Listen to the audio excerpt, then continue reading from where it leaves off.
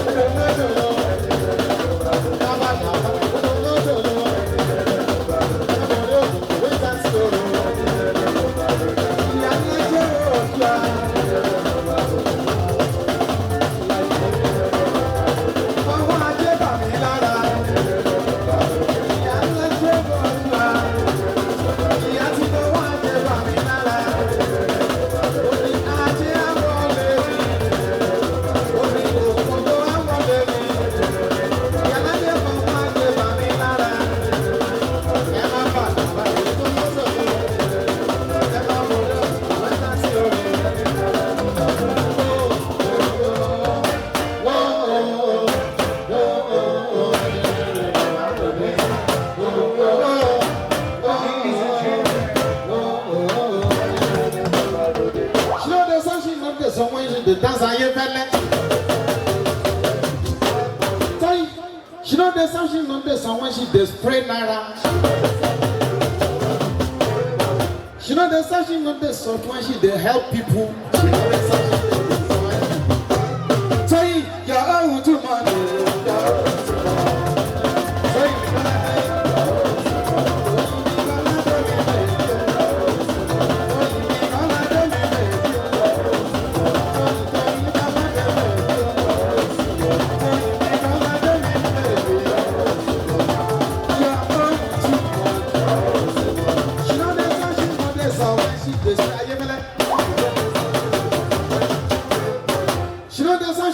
So when she different, are you felt? Yeah, you're own too much.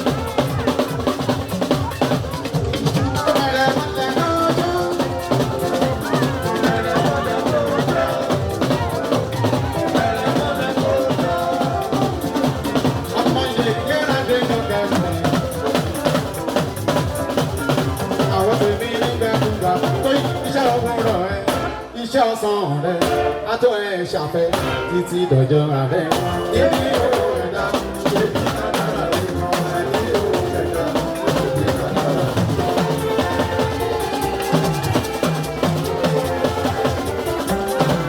Sóyìn ọlọ́run máa ṣe yẹ nítòsítòsí èyí tó ṣiṣẹ́ nígbò tó lọ.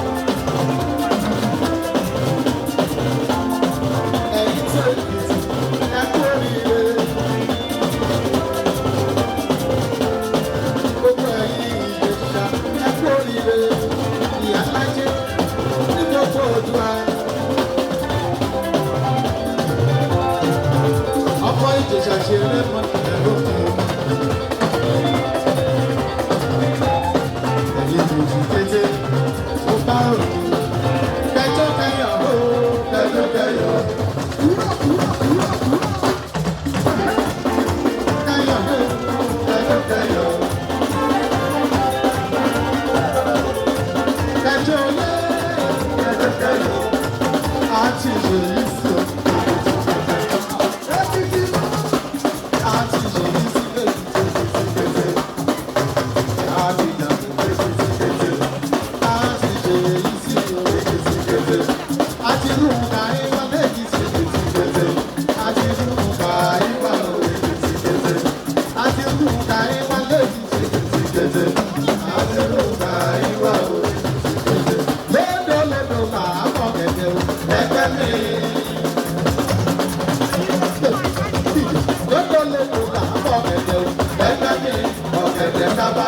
sí odò alóbi tó ìfọládé àárín ọmọ ọmọ àsùn sóyí òòrè. lébélébé làábọ̀ kẹ̀kẹ́ o lẹ́gbẹ́ mi tó ìfọládé lébélébé làábọ̀ kẹ̀kẹ́ o lẹ́gbẹ́ mi òkèlè tọ́gbà mi tó sí odò alóbi mọ́ àárín ọmọ ọmọ àsùn sóyí òòrè.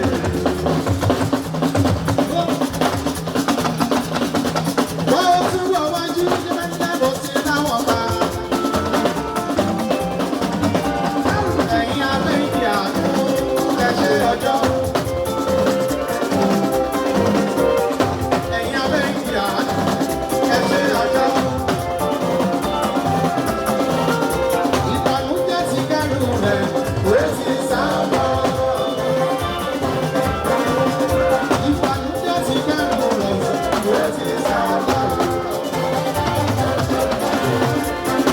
ìyẹn làkájọ́ máa yẹ ìbànújẹ́ òsì lọ́rọ̀.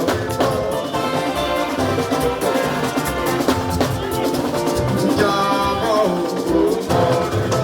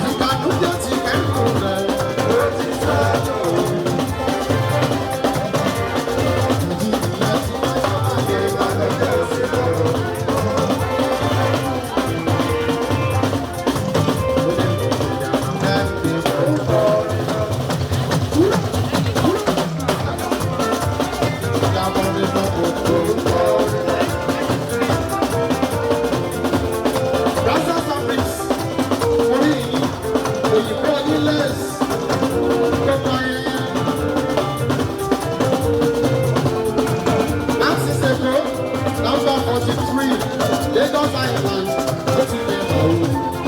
Ó tàṣọ sọ́kọ̀ sí ti láti dé. Ó tàṣọ bá sí ti láti dé. Ó tàṣọ ọkùnrin.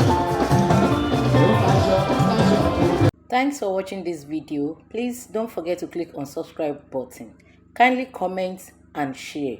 We drop new videos daily. Thank you. God bless you.